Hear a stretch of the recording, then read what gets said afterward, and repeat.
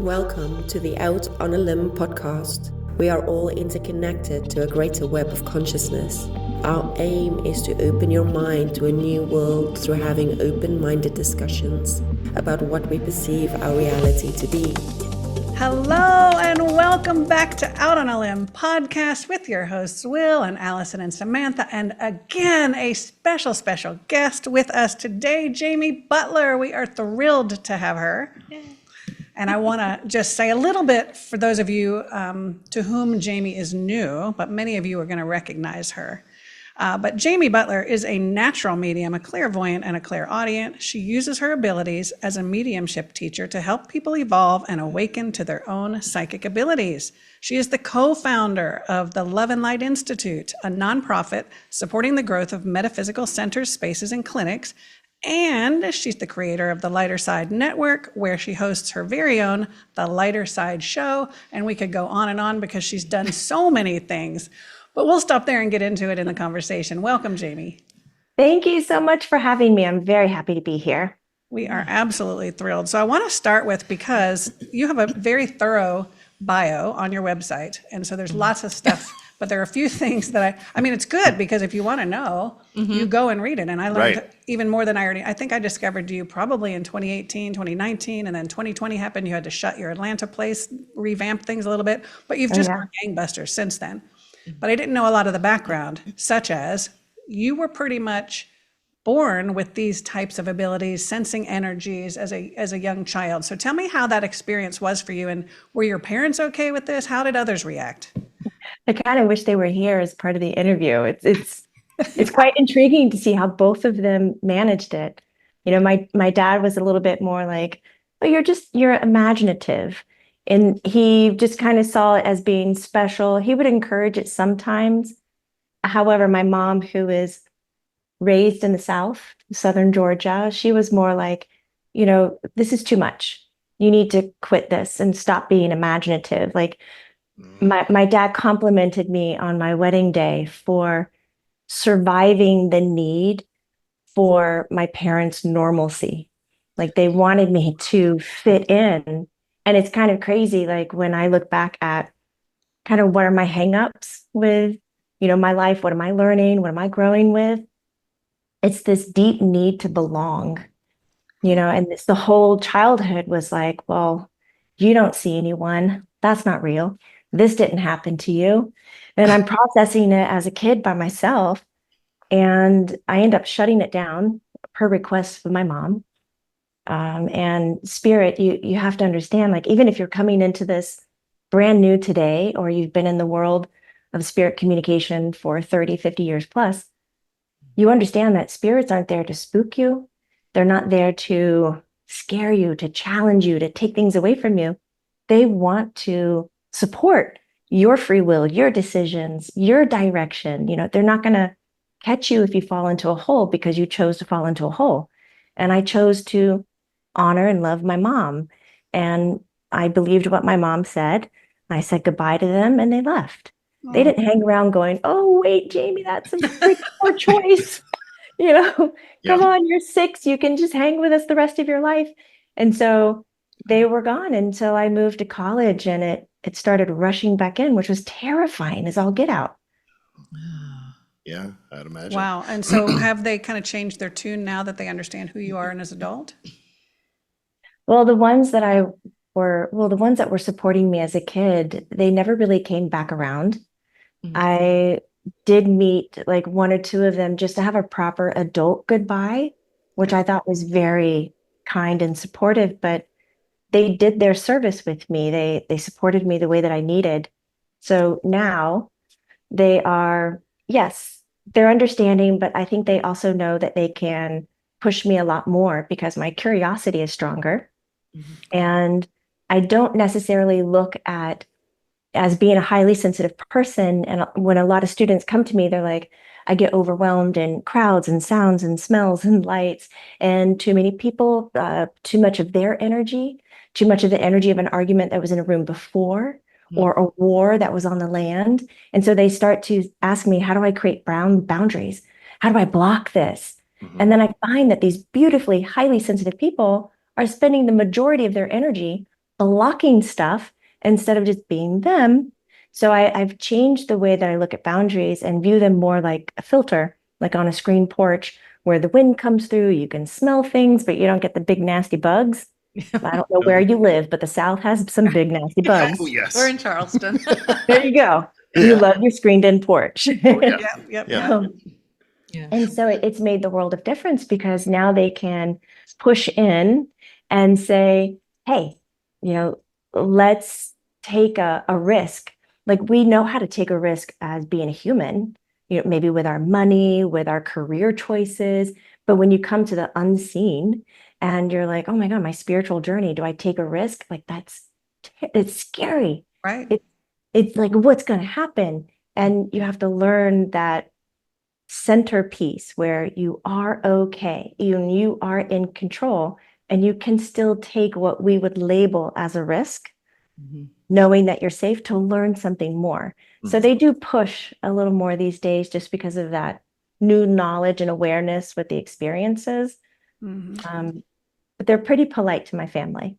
Oh, nice. That's good. Yeah. So I've got a question back to the childhood when they, when spirits were with you and working with you and just being with you. Do you feel that was kind of like with parents? There's formative years with parents. I would liken to say that it was formative years with spirit, right? They were kind of priming you, getting you adjusted and all that. Even though you say goodbye to them, it was getting you primed and ready for that. Right, the first stage of it. And then when you moved into college, all of the, oh my God, it's college. You needed spirit to come back in to kind of, give you a different perspective of things. So. And I was out from underneath my mom's wing. Yeah, doing my own thing. But yeah, that makes a lot of sense. Yeah. I do think so. Yeah, because I think, many children, they see a lot of things, right? Children are wide open when they come in. And, oh, I'm my imaginary friend. Okay, well, great. We look back at our children and we say, boy, I wish we were open at that point because I would love to explore that imaginary friend or who I'm seeing, right? Who they're playing with. But, so many children are open. But again, formative years with parents are going to be like, well, it's time to leave the imaginary friend in the corner. We need to go on and become who we are. And both of it is formative, but purposeful for that growth that needed to take place as far as human and your openness. So I was going to add, I think one of the most rotten systems that we have, and excuse me if this hurts anybody's, hearts or toes, is our public education system. Ooh, yeah. How it demands the child to sit still and pay attention and to give their power and their energy over to the teacher, the lecturer, the content, rather than still empowering them before they got into school. Like, draw whatever you want. Let's explore. What would you like to do? And then the narrative flips so that we can get them to behave. Yeah. We and put have them in the control cute box that they are supposed to stay in for the rest of their life. So when are you opening up one of those schools? Oh my God, I would love to. I'm actually looking at reopening the center as a retreat in North Carolina. So maybe we'll do a wing of childhood education. If you want. I like how she's going from Georgia to North Carolina, skipping completely over South Carolina. What the heck? What portion of North Carolina are you looking at? I'm looking near Cashers. It's actually in Cullowhee. That's not too far. That's not too far. Yeah, my stepmother has several places up there on Lake Glenville. Yeah. That's the area I wanted to be, but I couldn't find that large tract land. So it's very a little bit out. Yeah. But I wonder though, with your mother, was it just about her wanting you to conform, or was it anything to do with religion? Like, what was your religious upbringing? I was raised Baptist. Yeah. And I remember being uninvited to church. I remember being told to stop speaking because I would like to tell everybody in the pew that that's not right. When the preacher was going on, I'm like, that's not right. I'm like 5, 6. That's not right. I No. love it. Oh my God. I love I remember my grandma snatching, my arm and walking me down the center aisle to get me out of there. And then they were finally like, we're not going back, but we'll try you in Sunday school. And that lasted maybe 2 visits. And it was just like, I didn't behave.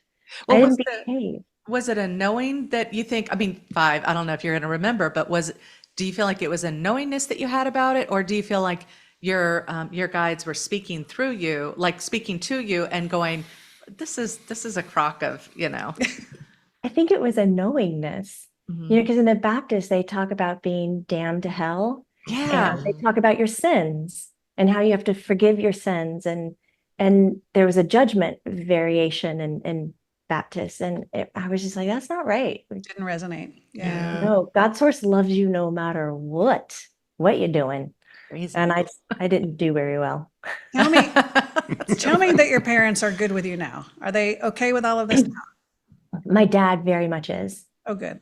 My mom, I was probably 36 when she finally caught on to what I actually do. And that was eye-opening. And it was like one of those moments where she was like, oh my God, I had no idea. I had, if you don't mind storytelling or. Go for it. Please. Yeah.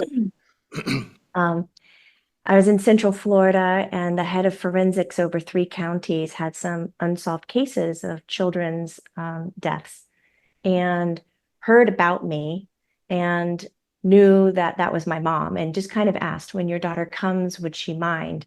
So I said, absolutely, I'd come to help. So I was like, Mom, do you want to come and watch? And she's an RN. She knows bodily functions and things of that nature. It's not going to scare her off. She was like, okay. So we went, and this woman opened up, I think it was 12 or 15 cases, and she would just open it up and tell me the name. And then I would describe the child that I'm seeing in the room. And then I would have the child describe how their transition was. And that's not an easy thing to visualize, see, feel, especially you want to protect your kids. And each one of them were just so strong and lovely, and they knew where they were. They weren't in trauma anymore. They were just full of love, and they wanted somebody to know. And so the forensics woman is writing all the details down, and she was just like, those match the bruises on the body. There was validation marks through the storyline, and we were able to close a little over half of them. I think it was like 7 of them, where it was just like, they had clarity, they had leads, now they knew where they could go, because they were cases that had gone cold. And when we left, my mom just kind of paused, see if I can tell the story without crying. And she just kind of looked at me and she goes, that's what you do? And I said, yeah, they just come to see me and talk to me like a person does. She's like, how? And I was like, I can't really explain all of the how, but I know what I do. And she goes, and that's how you've been this whole time? That's what you could do as a kid? Oh, I said, yes. Wow. And she just bawled. She goes, I didn't know. She says, I didn't know. And I was like, I know. I was like, we're past that. It's okay. Yeah. And she was like, all right. She kind of wipes her tears. And then it was like, we don't talk about it after that. But Yeah. but I know she gets it. Whereas my dad will call and be like, hey, we have a flight. What's going on? Tell us some stuff. I'm like, sure. That's funny. Same with our daughter and the cat. Hey, my cat's Yeah. peeing on the bed. Yeah. Tell me what's going on. Hey, if you're gonna have if you're gonna be doing a personal session anytime soon, can you incorporate a few questions for me? But other than that, she wants nothing to do with it. It's just absolutely amazing. But she's like awesome manifester. She'll do things, but she still doesn't fully believe. I'm like, how can you not believe? I mean, it's like, but that's, she's 25, just enjoying life. well, Time will come. So, yeah, exactly. Yeah. Okay. So do you want to ask? Go for it. Okay. I'm, Samantha has lots of questions. yeah. Take So, your base, Brenda. I know. See, it's like, I listen to you all the time. Okay. So I'm a fan, and, she's kind of fanning out right now there. and I'm used to the regular people who ask questions and all that stuff. And I'm like, oh my God, I've got Jamie on my podcast. I can ask her anything, It's wide open. No. But okay. So you normally, from what I see or listen to or whatever, that it's mainly Grace and Maitland who is channeling through you. So for the benefit of people who haven't experienced, Grace and Maitland, I'd love for you to describe like how they came to you, how you decided these were going to be the two, or are there others who who you regularly channel with, and the purposes with each of those? Yeah, so I do trance channel, and I didn't know I had that ability. And in college, I had a teacher, Marguerite Romez. And when I came in, she invited me in. She was like, you have to come. And I was like, I need help. And she could trance channel, and she would come back with no memory. It was full on trance, like Edgar Cayce style. And she would trance channel this little girl named Maitland. Every now and then she'd come in, but she had all these other spirits that she would commune with. And one day she goes, guess what?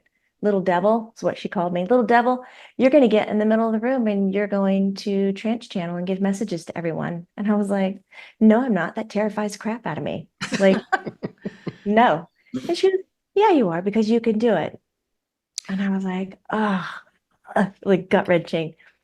She kind of walks me down like a hypnosis step. Mm-hmm. And then I wake up and I told her, I was like, see, it didn't work. And 20 people in a circle are going, Yeah. 2 hours later. And I was like, what? And that took me some time to recover. Like missing time like that, having something occur without my control or knowledge, not used to that, doesn't feel good. And then my teacher was like, listen, you've got some gifts, you've got these abilities. Like, why are you running from them? And I had to get really real with myself about what my fears were of being out of control, being seen as different, not belonging. And she was like, you will make your own community. So I started practicing with Maitland. So she's the first entity I've trance channeled. She is a young spirit. She likes to hit my bells too. They are in a specific location where I know no wind, nothing is touching it, nothing can get to them. In fact, I have it blocked around the chimes so nothing can accidentally get to them, but she will knock them as a form of conversation or communication. And she chooses to stay young, and it keeps it playful and lighthearted. And she can take large, crazy concepts and put them into very digestible, understanding. Mm-hmm. So she's been there for a while. And then I've trance channeled other entities along the way from Seth used to come through a little bit, and Wow. other teachers and gurus and angelic beings, and do these healings. It was just amazing. Then I started to write a book, and I kept hearing this woman's voice come in to help. And I was like, well, who are you? She's like, I'm Grace. And I was like, oh, I need all this help. And Grace sat with me from page 1 all the way through the first book. And I was like, okay. And she goes in, and I will stay with you. I will help you. And I was like, okay. And she was very buttoned up. She had a lovely like English accent, and didn't gesture a lot. She was quite different than Maitland's energy. And I thought, well, this is a good compliment to get feedback from these different viewpoints in the other realms or dimensions, however you want to see it. And she's just kind of stayed and started coming through. And she just has how do we describe it? She has such a clear way of talking about what is going on. She describes herself as being a counselor, helping people incarnate. So she talks a lot about life plans, destiny, contracts, agreements, and timelines, which are very convoluted. But the way that she can do it, it's like you leave and you go, okay, I can grasp this, until the brain, like 5 days later, goes, nope, that was too crazy. And it wants to fall back into the indoctrinated belief systems and like throw it aside. And you have to come back into it and go until I get comfortable with it. Maitland or Grace, were they ever in human embodiment, or have they been in other embodiments? They have. Yes, both of them. So they've both been human, and they both have been like galactic or something, or some other, I don't know if there's something beyond galactic. Who Yeah, knows? I don't know either. We'll find out when we get there. Right, Yeah. right. I like that. So that's fantastic. I wonder though, is this part of their contract to come and help humanity at this time then? Is that what they signed up for? Absolutely. 100%. They talk about that. And several, like thousands and thousands of other entities, multidimensionals, galactic entities coming to help us at this time, especially they keep saying from 2015. And I remember being in the 90s and them going 2015. It was like, God, it's so far away. Right. Mm, Now that's like 10 years ago. They're like from Right. 2015 to 2025 is like the zipper comes down off the package. Like, it's like, yeah. I need goosebumps. Yeah. Talking about Well, I it. keep waiting to see what 2025 is going to like, because 2024 is a complete, and I noticed when you did the channeling for the year, I think it was Maitland was sharing it, and it was kind of like, I can't remember what, or if it was like you were talking about one of the months, but it was like, we're going to kind of gloss over 2024. Let's talk about 2025. Like there was just no one needs to, I don't think anyone Why, it was really too has chaotic or what? yeah, no, well, she wouldn't say. Don't look over here. Look over here. Yeah. Why do you think, Jamie? Why was she hesitant about 2024? She talks a lot.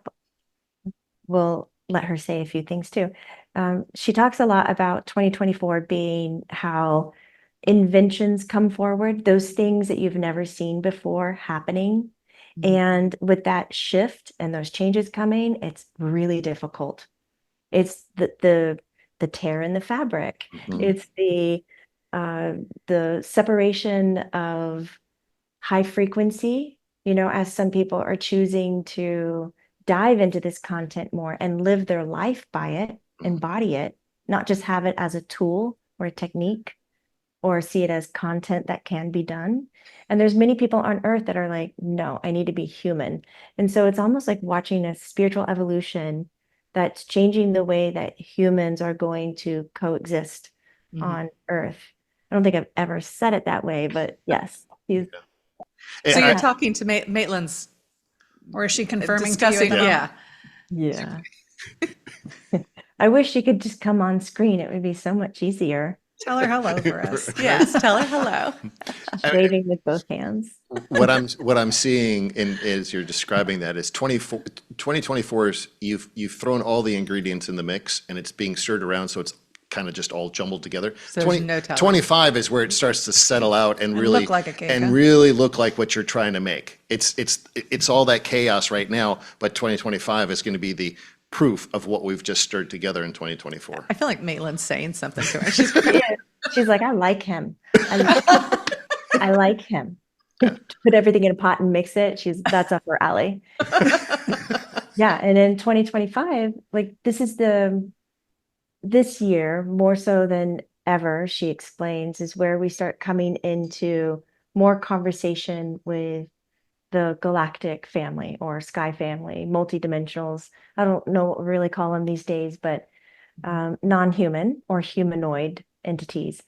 And she talks a lot about the people on Earth will be the one to expose the information and not really to align with what the governments expose about them, but to really rely on the people and what they're saying, because they're helping bring the power of people together, like a mass consciousness.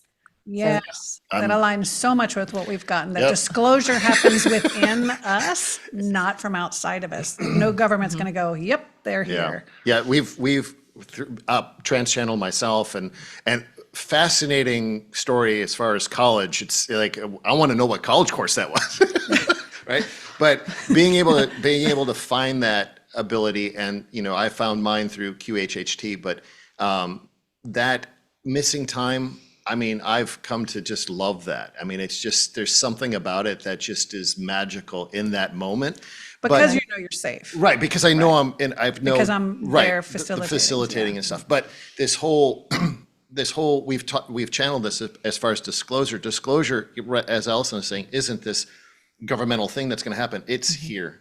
It's right here. It's self-disclosure. that knows in the way. Right. It's self-disclosure, and it's what we're going to be seeing beyond what we see normally. Because we are those things. We are Right. those multidimensional aspects of ourselves. So it's about revealing it within all of us, right? Talk to us about that. What is you've Well, Just ask Maitland if at some point she would channel through Will, because I would love to see her channel through a man.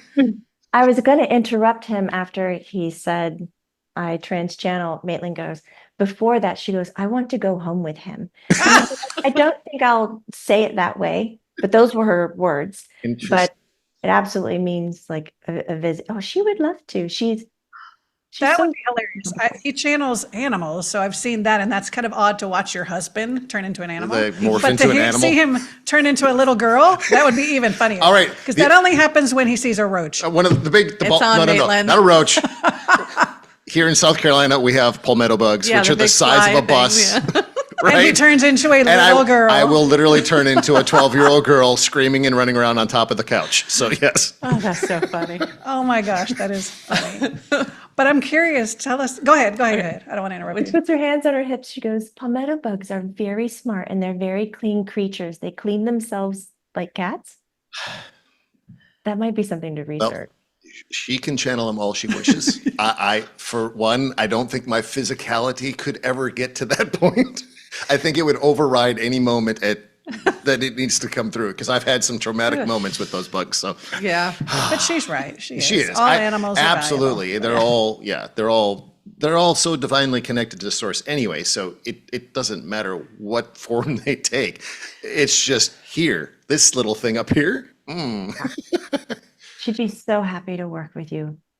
Have a good time with it. She's so much fun. Aw, that would be really fun. That would be so interesting to see That what would she be. would bring through, like with your focus and everything with galactics and all that. And She loves talking about that. she what? She loves talking about that. Oh, Like, good. What love. you have channeled some or communicated with some, have you not? Some off-planet beings? Tell us Yes. about those experiences. Did you enjoy that, or? I remember the first time I had a conversation with the tall whites. That was pretty intense. It was like my body couldn't resonate really. Like I don't know how to explain it. Like I couldn't be me. My heart rate was different. Like my whole vibration was, I just kept asking, back up, back up, back up. The different types of frequencies that they give are really intense. And it's taken me a while to build up to it, but now they'll show up for healings. And I don't really call them in, but now I practice saying, invite your multidimensionals. Like I'm starting to add the language in, but it's never something that I sought after. And so I talked to my assistant a lot, Colleen. I'm like, are you noticing like there's different, people, spirits coming? Like, what is this meaning overall? Is it that our light's so big and they're interested in it? And they're like, no, we're here to help humanity. Like, we're here to raise your frequencies so that you can embody. It's not a survive. I don't want to say that. Embody the new frequencies that are arriving to Earth so that you have less conflict. So it's easier for you. Like, they're really here to help. There's only very few that are here to use the fear and misunderstanding and confusion to kind of feed off of that frequency. The majority are really here to protect, smooth over, and help us make a transition from being isolated to now in communication, visually, audio, presence with other entities. Exactly. Well, there's another, you did a series with Bigfoot. Do you remember that? Oh, It was a, Was that early? it was a 3-part series through, through Elisa. channeled. Yeah. You don't, how do you not remember? Oh my God. Well, because you've done so much. Well, that's like asking me to remember something I've channeled. True. And no what I idea. loved about that series was just that through that communication, just like, galactics are a little bit out there for a lot of people. Like the whole concept, even the use of the words, and everybody jokes around about Bigfoot, and there's a whole, following and, the signs and all that kind of stuff. And so I think that when you did the channeling, and it was like 2 or 3-part series, it made something that was folklore and all that Abstract, yeah. stuff, abstract, very real. And it talking about how as an interdimensional, like it was talking about how it's interdimensional, that it goes between our, Yeah, this is funny. You don't remember. But going between our dimension and their own, so they go back and forth, and it just made sense. Like, and I think just grasping that concept, it's like I thought to me that opened my mind up to okay, existence in several dimensions. Got that now.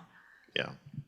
Gosh, soon we'll be accessing those other dimensions, and it might not look like they're going in between anymore. They're just walking behind a tree for real and not leaving to another plane. So looking forward to that.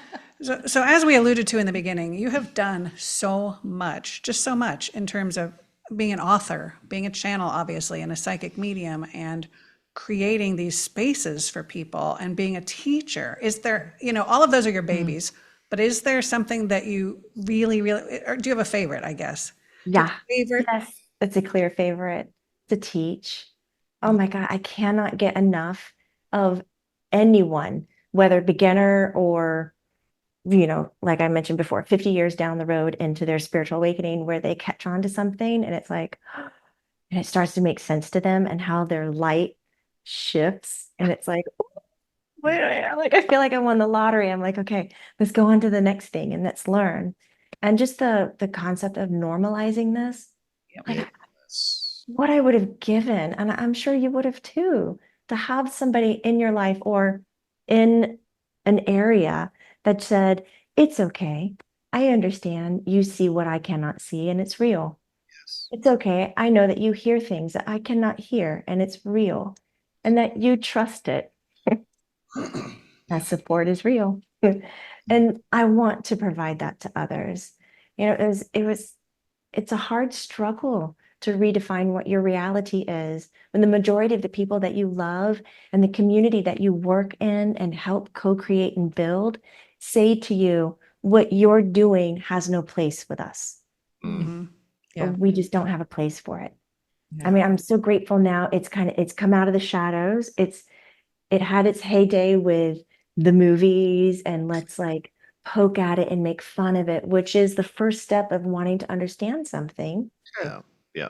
And then it's like everybody is wanting to learn about it. And now we have, some that are charlatans, some that do it for energy greed or power control. And it's time to set the bar in the integrity of the work.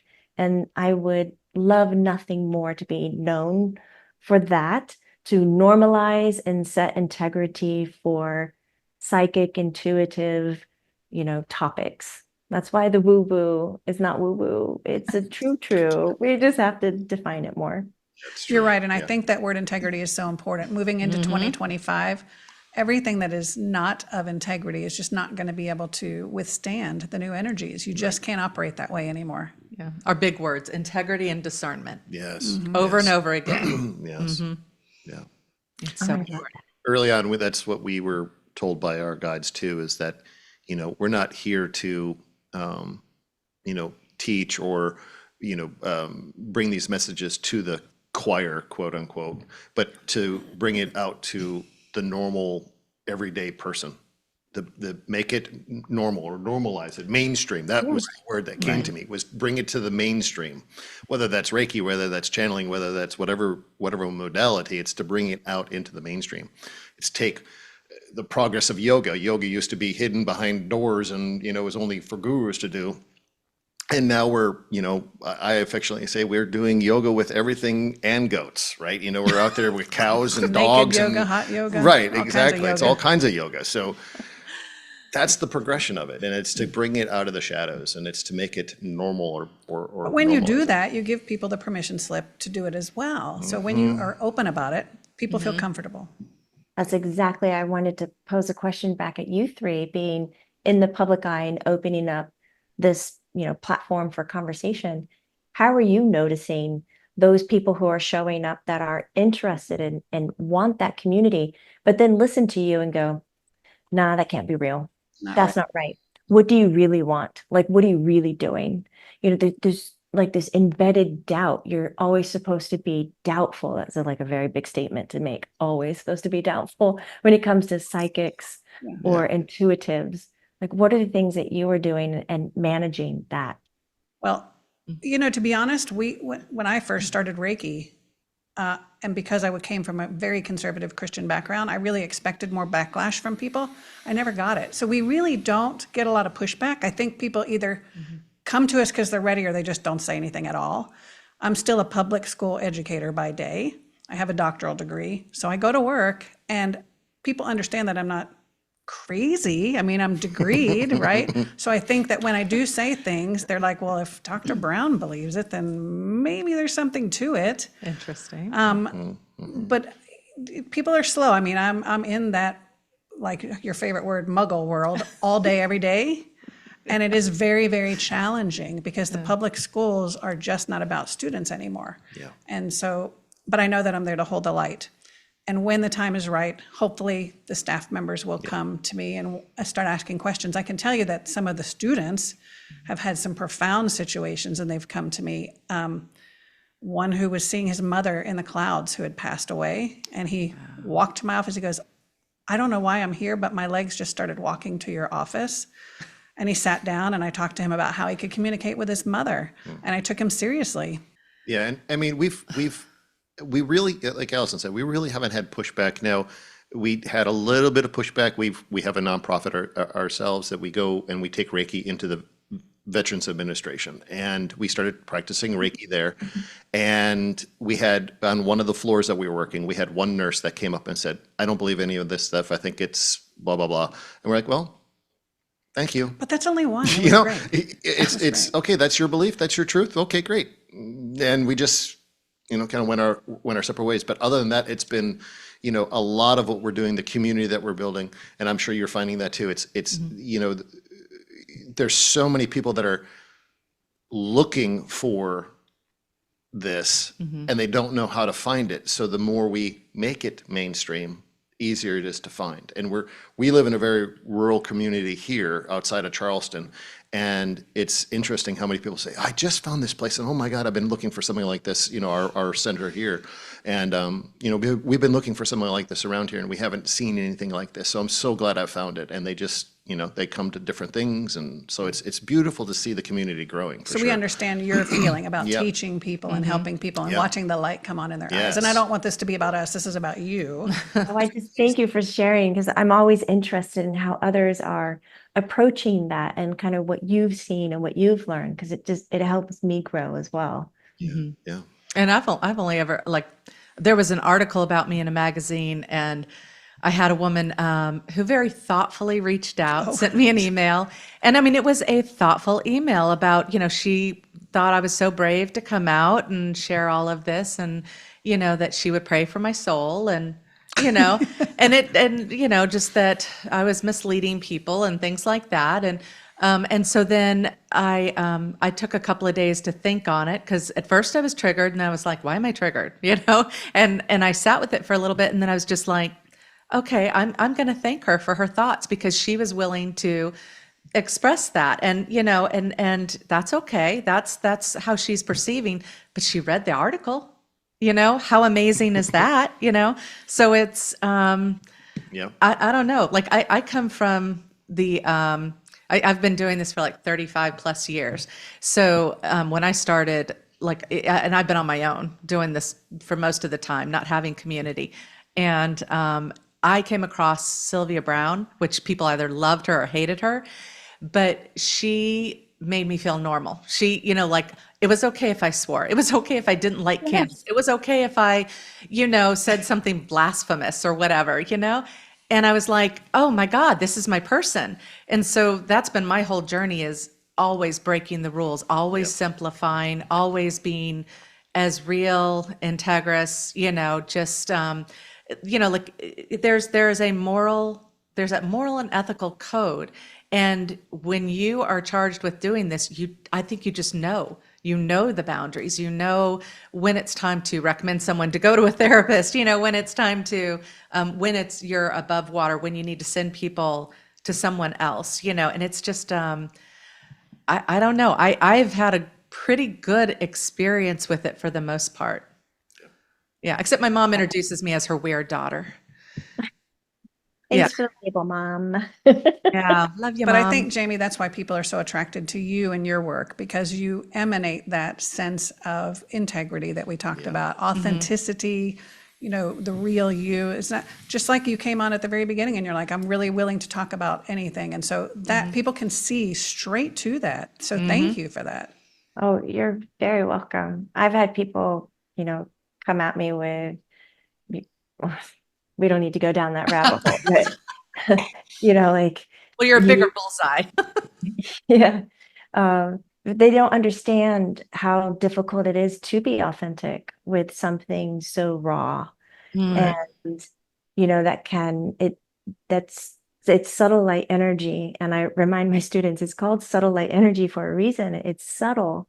If you try too hard, if you squeeze too much, if you put too much on it, it disperses. And it's very hard to come back into it. You lose the connection. So, having those forces come at, the being open and vulnerable, it's sometimes a lot to take on, but thus is the challenge, I guess, of being here at this day and age and being open. I've definitely put a lot of emphasis on compassionate communication or nonviolent communication, and started adapting it and teaching it towards highly sensitive people and how to have that language with spirit to maintain that connection longer, rather than falling into the I demand answers from you. And if you can't tell me the answers, then you need to get out of my way. Because some people show up that way, and then they think it's all BS because they can't get the answers, but really they're just wanting to hear what they're expecting to hear. Wow. That's, yeah. Well, along the way, we understand that you also trained in hypnotherapy. I did. And the Dr. Weiss connection. Did you Yes, train with him? Did you get a session from him? How did that work? Tell us about that. both. That was a big game-changing moment. You know how life just puts people in your path. I had just done the breast cancer walk, 60 miles, and my team all fell apart. And I was like, that's fine. I'll walk it anyways. I will be there for others. And I sang the whole 60 miles and ended up this group of doctors would show up every time. And they're like, there's that girl. And we never really got to know each other, exchanged information, but Brian Weiss was teaching regression work, and I had already had my clinical hypnotherapy degree or certification. So I went up there to study, and I walk into the room, and there's the group of doctors that I had walked with for 3 days the month prior. And it was like, wait, what? And they were besties with Dr. Brian Weiss.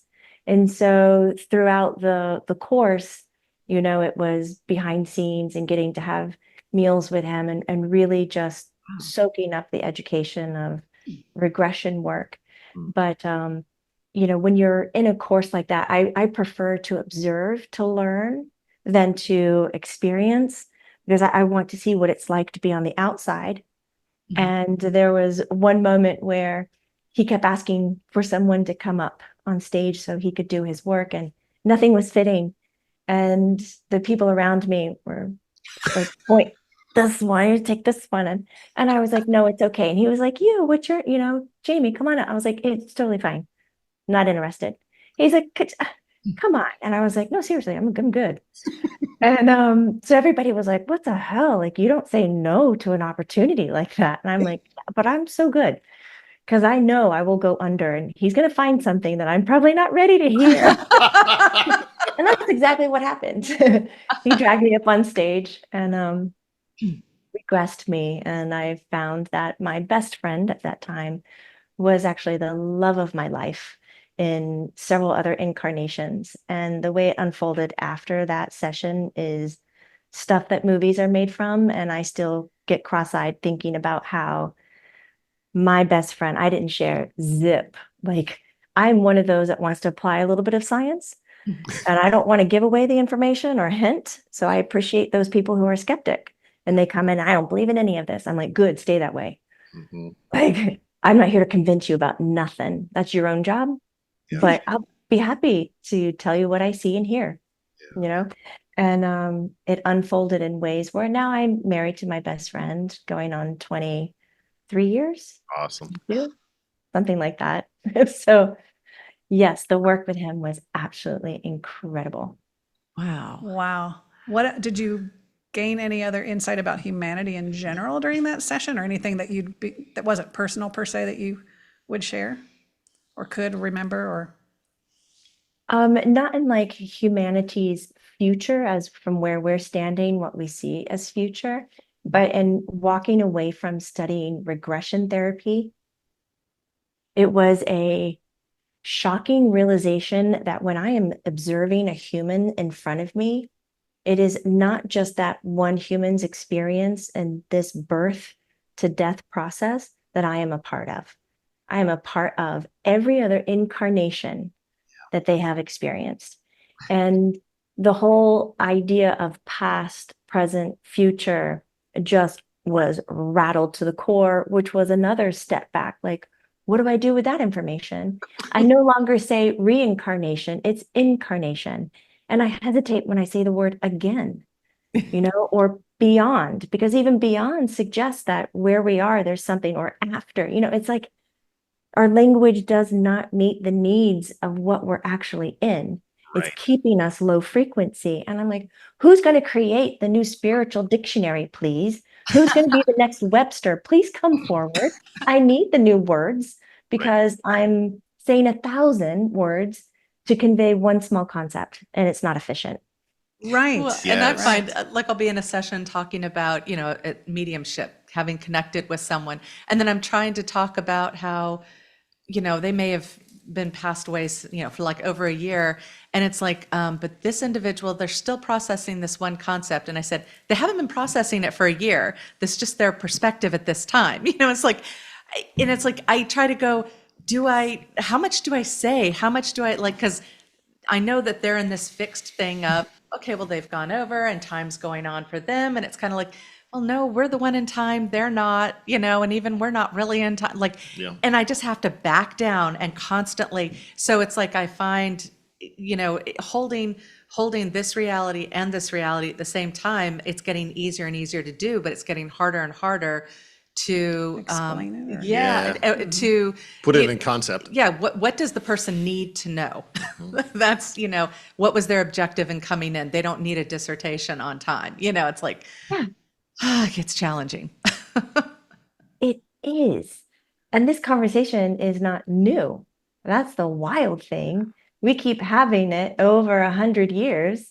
And it's like, why are we stalling out? Like, who's stepping forward out there? Is this resonating with somebody who's watching, listening? Please start the dictionary, gather us together. Let's have meetings. Let's find words that Right. describe. And let's get this party Concepts going. and, yeah, I yeah. think pretty soon we'll just be telepathically communicating and reading each other's energy. So Please. I'm just We'll realizing make it so clear. Oh my God, it's so exciting. I did a post yesterday about needing new words. Like I said, maybe and it was something to the extent of new words or something like new concept. It was like, it was based off of this, that we need this new whatever. That's so weird. So I'm curious, Jamie. A lot of our viewers are practitioners themselves, and what we try to teach when we teach Reiki students is to release the outcome.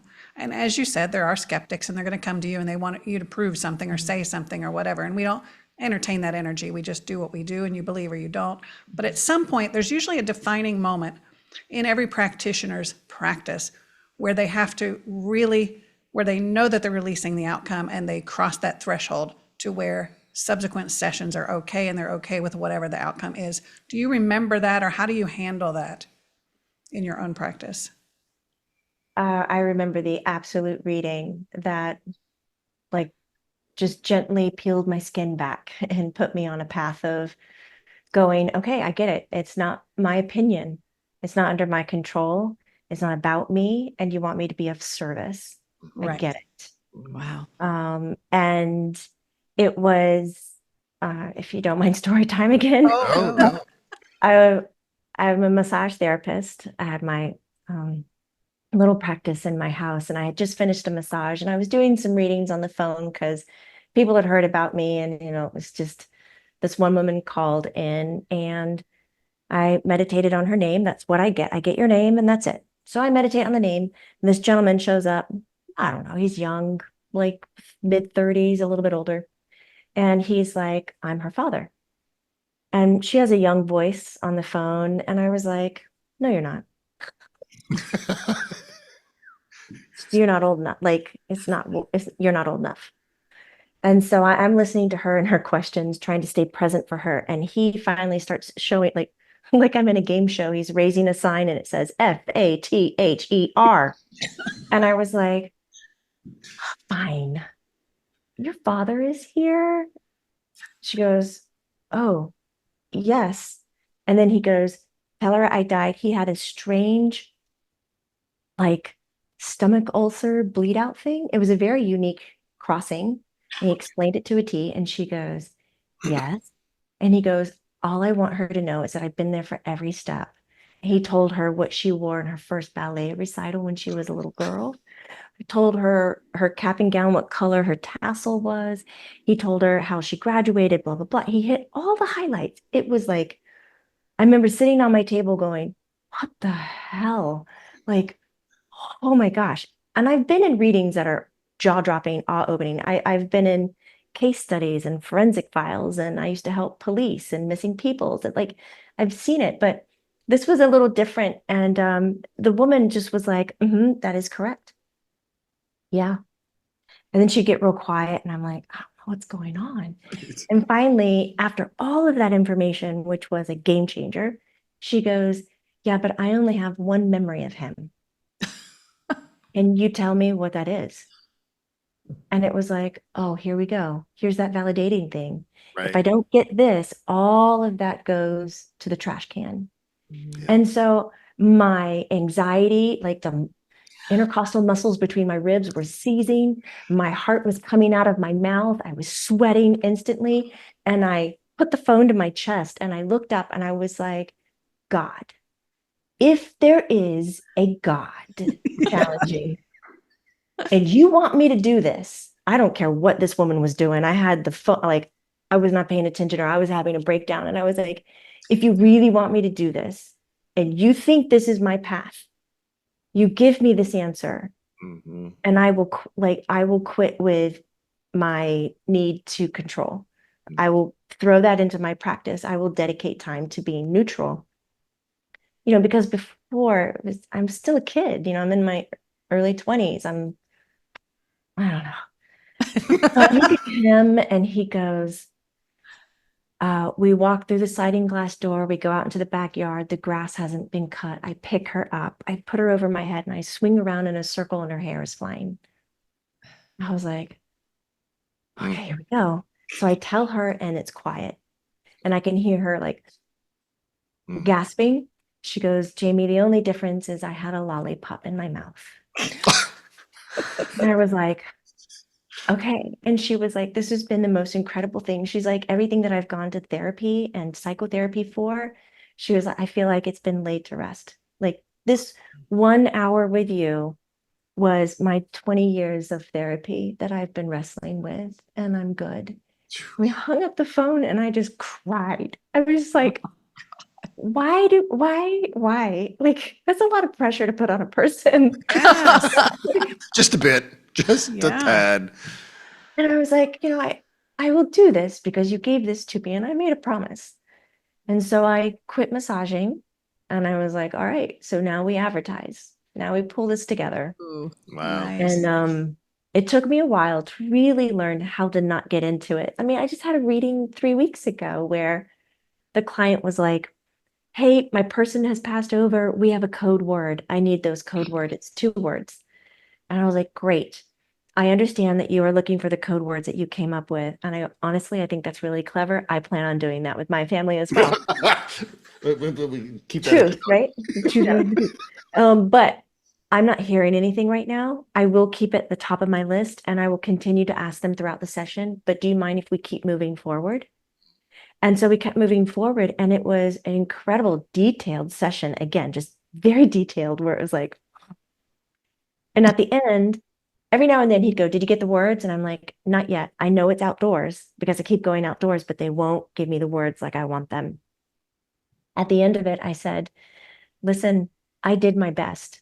My best did not include your 2 words. Yeah. I hope this is all right with you.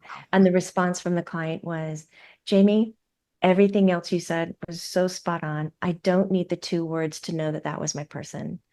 Wow. Like, I understand. And I go, just some people can hear them, some people cannot. And for whatever reason our session was this way, I really appreciate you honoring that the 2 words didn't come through. Instead, older me would have beat myself up. You're stupid. You're not a good medium. You're not a real medium. Like, you should be able to pull that out of thin air. But we're not, we don't work like that. We can only translate what's given to us. We can't make it. We're the antenna and the receptor. But I don't think a lot of people understand that. I loved your vulnerability and telling that, like, your self-doubt and all that kind of stuff, because, and that's one of the things that we talk openly and honestly about what it's like when we get off, get out of a session or off a phone or off a Zoom call with a client. And it's like, we're always trying to do our very best. Of course we want to connect. Of course we want to give them this information. And it just, we're in service, and then we're not going to make it up. And if we say something that doesn't fit, well, sorry, we're doing our best to interpret and, the filter and all of that. So I love it because, you're a bit more well-known. You've got, a bigger draw and stuff. And for people to realize that, you still go through this stuff. Like, it's still, we're just human, just doing this experience. Yeah. And doing it with purpose, because as you said, it is so healing. Yes. This is Mm-hmm. groundbreaking for people, life-changing for people after years of therapy, to have 1 hour session and to leave without grief or to feel better, or I've got goosebumps again. And so that's why we put ourselves through this, Yes, it is. so helpful. Put ourselves through this. That's a good way of saying it, right? I mean, it's. And I don't mean to make it sound like that. But I mean, that is the experience. But there is some truth. There's There is some some stress. truth. There is some truth to that. I mean, you're putting yourself as a medium or a psychic or a channel or anything. That's communicating with spirit or The unseen. the unseen. Open it, Right. You're opening up. You are, and we always had a saying in the military community that I was in. It's you're pulling open the kimono. You're exposing all bits of you, right? Yeah. You are in the most vulnerable spot you could ever be in at that point. When you have a client sitting in front of you, whether it's on Zoom, whether it's in person, you have now just stepped into the most vulnerable place you could ever step into. And to say that, that's you got to be pretty strong to do that. I mean, I was a career military. I got a pretty thick skin until I started doing this work. I thought I had a thick skin. You get really sensitive. Yeah, go ahead. But it's crazy how much that the client or the sitter might not know that you have to put yourself in such a vulnerable position to do the work that they're requesting. And then it's, they kind of jab at it. Well, why can't you give me the lottery numbers? You're not really a psychic. I had one person in my younger years go, well, what underwear color am I wearing? And I was like, seriously? With all of this, that's what you want to ask? Yeah. Oh my God. Yeah. I was like, we're done. Exactly. I was like, I don't think it's going to work. And I appreciate it with the wisdom of, doing this for 33 plus years professionally, is that I've learned how to help the client and the sitter tune themselves or prep themselves or have them understand really what's happening. Whereas the younger me was like, hey, my name's Jamie. So here's who I see. Here's what's going on. Here we go. Here we go. Here we go. It was like, let's just get this over with so I can release this. Now it's like, hey, do you have questions about the work I do before we begin? Right. And then we take a moment before we begin to set the tone, the expectation, Mhm. and help them have the best reading that they can and not leave going, Right. Right. Exactly. I love it. I love it. Oh my yes. gosh. Well, this time just flew by, Jamie. We are so happy that you came to chat with us and with our audience, and you had such beautiful pearls of wisdom for everyone. Talk to, you're involved in a lot, like I said, and there are a lot of ways people can find you. What would you like to say to the audience about how to find your content and you? Oh, the easiest way to keep up with everything that's going on is head to the website and sign up for the newsletter. We only send it out once a month. We are not big in spamming. We Right. do not share your information or emails at all. But right there on the website, jamiebutlermedium.com, you can see all the classes and retreats. Like we have Sedona coming up end of February 2025. And we also have a spiritual tourism where we go to Tanzania and we're going to do an African safari with a hot air balloon ride over the Serengeti. And we're going to be meditating on the Serengeti. So we've got some extra permissions to be out in the land to do that kind of work, which I'm very excited about. And that's in November of 2025. So we do different events, small to large, and have classes online, in person. So what you're looking for, I hope you can find over at the website. Yeah, Yes. and your classes are fantastic. Like it's Thanks. Yeah. you're on the Learn It Live platform, right? You're staying on that? Yes, Yeah. I am. But I just got an email yesterday that I got accepted to the Shift Network. So fingers crossed, like I am accepted. I went through the vetting process and everything. So maybe I'll have a class over on the Shift Network come January or February, Wonderful. receiving and reading energy. Well, and people can go onto the Learn It Live, like, and do back classes that you've already. Absolutely. Yeah, You because can I've done purchase one of your recorded. energy classes or whatever, and that's the first time that I've ever really felt a shift when someone was doing, a Reiki kind of thing, and I just felt my body just gear into a whole new place, and I was like, whoa, that was weird. But you cover so many topics, so it's like whatever topic someone's looking for, whether it's aura, chakra, cleansing, white light, or just information, your monthly, stuff, whatever. It's really good. I love that you do that. Thank you Wonderful. for saying that. Of course, all of that information and the contact Yep. information will be down there in the show notes.